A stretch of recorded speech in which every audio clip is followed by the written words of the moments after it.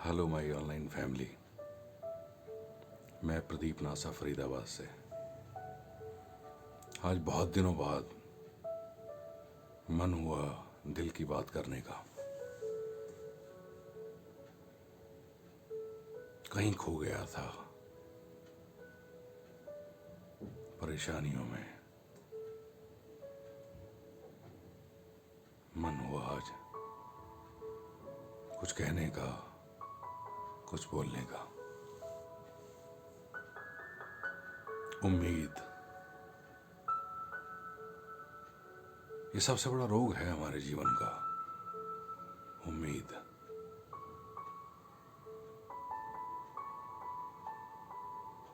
मेरे मामा जी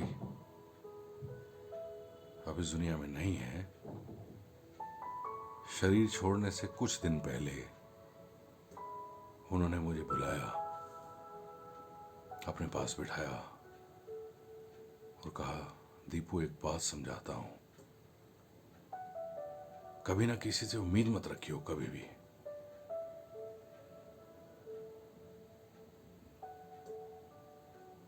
उस समय शायद ये बात जो है वो कहीं समझ में नहीं आई थी। अब समय बीतता रहा, इतने सालों बाद ये बात जो है ना कहीं जहन में अभी तक हैमरिंग करती है, कहीं कचोटती है कि दीपू किसी से कभी उम्मीद मत रखियो।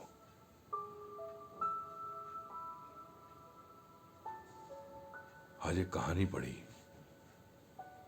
तो ये बात अचानक से याद आ गई। ईरान में एक राजा था, राजमहल में एंटर कर रहा था तो बाहर खड़े दरबान को उसने देखा, वो ठंड से ठिठुर रहा है। राजा ने उस दरबान को कहा कि कुछ गर्म क्यों नहीं पहन रखा। महाराज मेरे पास है ही नहीं तो पहनूं कहां से। अब राजा ने उसको प्रॉमिस कर दिया, चलो ठीक है कोई नहीं, मैं अंदर जा रहा हूं, तुम्हारे लिए कुछ वस्त्र मैं भिजवाता हूं। अब राजा अंदर गया और उसके जहन से वो बात निकल गई। वो कहीं भूल गया कि मैं बाहर खड़े सिपाही को, दरबान को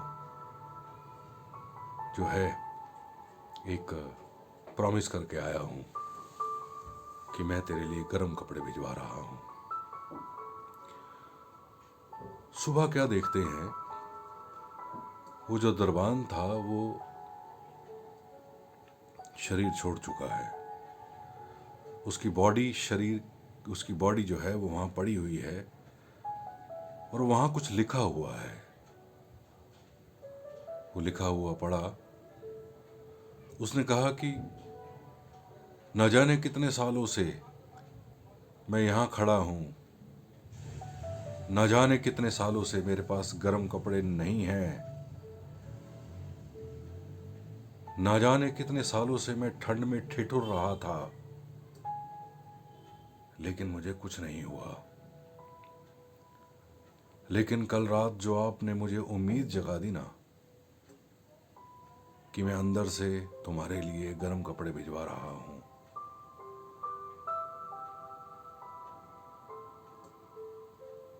फिर वो जो ठंड थी ना वो अचानक से बढ़ गई और सहन नहीं हो पा रही।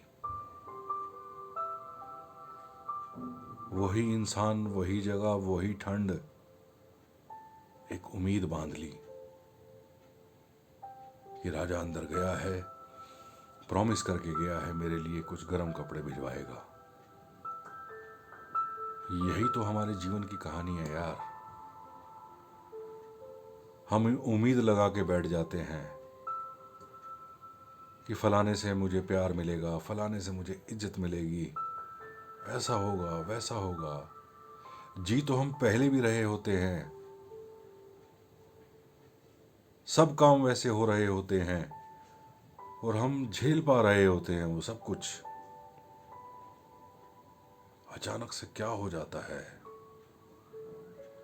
उम्मीद इतनी गहरी इतनी गहरी इतनी गहरी हो जाया करती है, कई बार प्राण भी छूट जाया करते हैं। उम्मीद इतनी गहरी हो जाती है।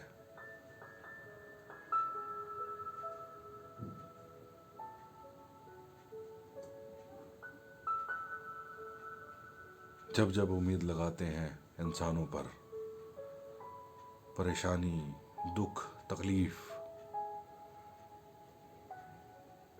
और जब इस मालिक पे, निरंकार पे उम्मीद लगाते हैं ना,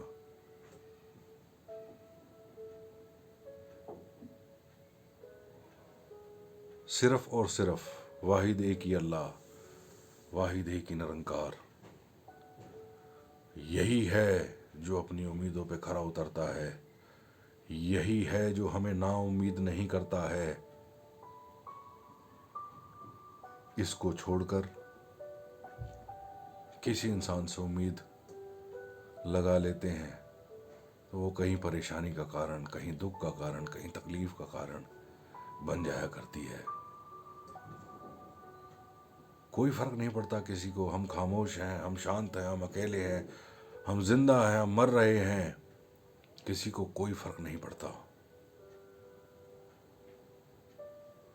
सब दुनिया वैसे चल रही है, सब दुनिया वैसे चल रही है, सबके सब काम वैसे होते चले जा रहे हैं। लेकिन हम उम्मीद लगाकर अपने आप को कहीं बोझिल कर रहे हैं, कहीं परेशान कर रहे हैं, कहीं दुखी कर रहे हैं, कहीं मन को व्याकुल कर रहे हैं, कहीं डिप्रेशन का कारण बन रहे हैं अपने लिए। किसी को कोई फर्क नहीं पड़ रहा, सब कुछ वैसे चल रहा है। हमारी उम्मीदों ने हमें परेशान कर रखा है।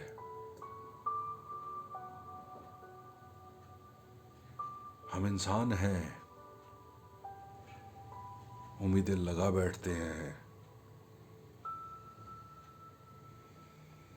इस मालिक के चरणों में, इस निरंकार के चरणों में, सदगुरु के चरणों में यही अरदास, यही प्रार्थना है कि हे परमपिता परमेश्वर, हे निरंकार, हे अल्लाह, हे वाहिगुरु, हे गॉड,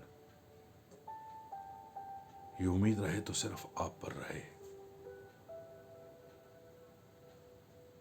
ये दुनिया से उम्मीद जो है ये बढ़ जाए। सिर्फ आप पर, सिर्फ आप पर, सिर्फ आप पर ये जो है